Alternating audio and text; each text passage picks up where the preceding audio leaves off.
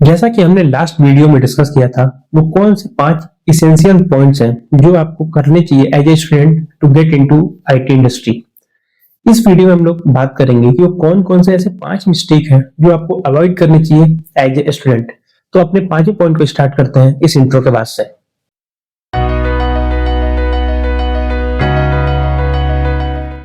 तो जो हमारा सबसे पहला पॉइंट है वो है कि ज्यादा फोकस करना हैंड्स ऑन पे और कम फोकस करना थ्योरी पे।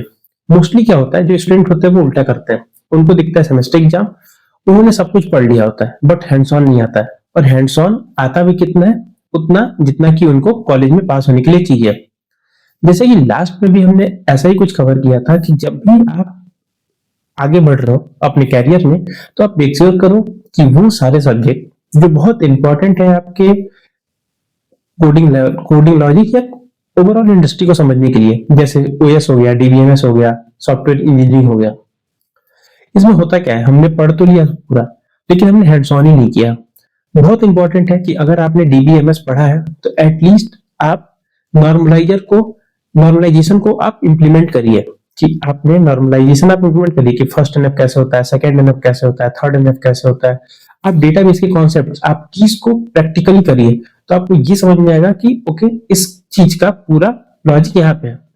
क्योंकि आप जब भी प्रोजेक्ट करने आईटी में जाओगे तो वहां पे उतना टाइम होता नहीं है, और ये बहुत अच्छा होगा अगर आपने पहले ही चीजों को करके रखा है।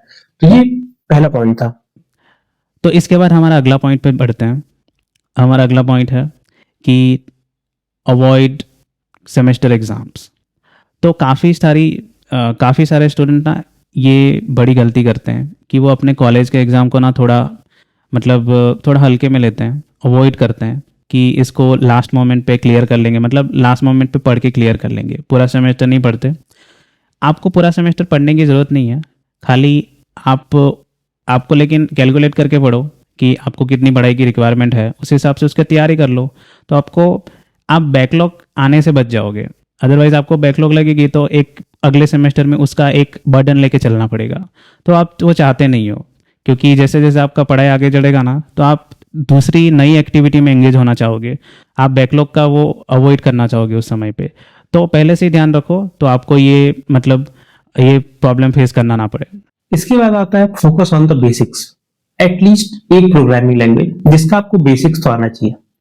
अभी क्या होता है कि जब आप स्टार्ट करते हो तो आपको बहुत सारे लुक्रेटिव ऑप्शंस दिखते हैं, बट कई सारे शॉर्ट हैंड कोड भी दिखते हैं। बट मेरा प्रेफरेंस ऐसा होगा कि एक programming language C plus plus या जावा, इसमें से कोई आप एक को पकड़ो और उसकी बेसिक्स इस तरीके की कर लो कि अगर आपको प्रोग्रामिंग लैंग्वेज स्विच करना हो तो उसमें कम से कम टाइम लगेगा। और ये जो पूरा प्रोसेस है, आई थिंक 5 से 6 महीने का ही है। 5 से 6 महीने आपने एक बार टाइम दिया, आपके बेसिक स्ट्रांग हो गए, अब आपको जिधर जाना उधर प्रोग्रामिंग लैंग्वेज में जाओ, आपके लिए कोई बर्डन नहीं है, कोई लोड नहीं है। इसके बाद हमारा अगला पॉइंट पे बढ़ते हैं, जो है चेंज टेक्नोलॉजी फ्रीक्वेंटली। काफ़ी सारे स्टूडेंट क्या करते हैं ना कि उनको बहुत सारा सीखना है, ठीक है, उनको ये लगता है ना बहुत सारा सीख लूँगा तो मेरी जॉब बहुत अच्छी कंपनी में लग जाएगी और मेरे को नॉलेज भी बहुत अच्छा खासा हो जाएगा, तो मेरा इंप्रेशन भी अच्छा खासा हो जाएगा अपने कॉलेज में या फिर अपने कंपनी में। तो ये सबसे बड़ी गलती है। इसमें क्या आता है ना कि जब आप यंग होते हो ना, जब इनिशियल फेज में होते हो, तो आपको ना बहुत सारी चीज़ें अट्रैक्ट करती है और आपका माइंड भी इधर उधर घूमते रहता है, तो आपको एक जगह पे फोकस करने नहीं देता। आज के दिन में आपने ये देखा, कल के दिन में वो देखा, किसी से वो सुन लिया कि ये टेक्नोलॉजी डिमांड में है, आने वाले समय में वो डिमांड में होने वाली है, तो आपका दिमाग कॉन्स्टेंटली घूमते रहता है। लेकिन ये सबसे बड़ा आपका टाइम वेस्ट होगा अगर आप ऐसा करते हो ना। तो आपको कोई टेक्नोलॉजी आपको एक प्रोग्रामिंग चूज करनी है, आपको उसके अराउंड स्टिक रहना है कम से कम 3 से 4 महीना, ठीक है, उस पर फोकस करो, पूरा लर्निंग करने की कोशिश करो। उसके बाद में आप दूसरा सीखना चाहो तो दूसरा सीखो। मल्टीपल सीखने में बुराई नहीं है, लेकिन कॉन्स्टेंटली स्विच करना, ये 2 दिन वो किया 2 दिन वो किया, दैट इज वो अवॉइड करो। अगली पॉइंट है ओपन सोर्स कंट्रीब्यूशन। आपको ओपन सोर्स कंट्रीब्यूशन क्यों करना है? क्योंकि आपने कहीं तो सुना है कि ओपन सोर्स करने से जॉब लग जाती है। बहुत सारे ऐसे इन्फ्लुएंसर्स हैं जो इसको काफी बढ़ावा देते हैं, यार ओपन सोर्स करो ना, मेरी जॉब तो ऐसे ही लगी थी, उसकी जॉब तो ऐसे ही लगी थी। कुछ लोगों ने समझाया कि रीडमी फाइल अपडेट कर दो, ये भी कंट्रीब्यूशन हो गया। तो बहुत सारे लोगों ने एक्सप्रेस का रीडमी फाइल अपडेट कर दिया कि भाई हम तो कंट्रीब्यूट कर दिए। कंट्रीब्यूशन आपको करना है तो मेरे हिसाब से आपकी अंडरस्टैंडिंग उतनी होनी चाहिए जितनी एक किसी 5 या 6 साल की अच्छी प्रोफेशनल की होती है। मैं बात कर रहा हूँ मासेस की, रेयर की बात नहीं कर रहा हूँ।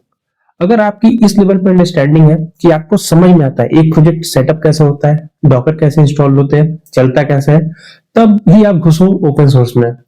उससे बढ़िया है ओपन सोर्स में कंट्रीब्यूट करने से कि आप खुद का एक प्रोजेक्ट बना के उसको होस्ट कर लो और उसी को गिट पे डाल दो। मेरे हिसाब से वो ज्यादा आपके लिए बेनिफिशियल होगा कि आप दिखाओगे तो एटलीस्ट कह तो पाओगे कि भाई ये मेरा प्रोजेक्ट था। अभी आप ओपन सोर्स में जाओगे, आपने लेट से कंट्रीब्यूट भी कर दिया, फिर क्या है वो पीआर मर्ज होगी या नहीं होगी, वो इशू जेन्युइन था कि नहीं था जिसको आपने एड्रेस किया। अभी as a starting of the career मेरे हिसाब से तो जाना भी नहीं चाहिए ओपन सोर्स के कंट्रीब्यूशन की तरफ।